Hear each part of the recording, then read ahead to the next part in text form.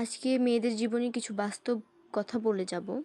একটা মেয়ে সবসময় হেরে যায় বাস্তবতার কাছে, কখনো তার পরিবারের কাছে, কখনো তার প্রিয় মানুষ, কিংবা কখনো তার ইচ্ছার কাছে। মেয়েরা চাইলেই তাদের ইচ্ছে মতো চলতে পারে না, তারা চাইলেই তাদের ছোট ছোট ইচ্ছেগুলো পূরণ করতে পারে না, তারা তাদের ভালোবাসা দিয়ে কাউকে খুশি করতে পারে না। সারা জীবন তাদেরকেই কাটিয়ে দিতে হয়। যত খারাপ পরিস্থিতিই হোক না কেন তাকেই মানিয়ে নিতে হয়।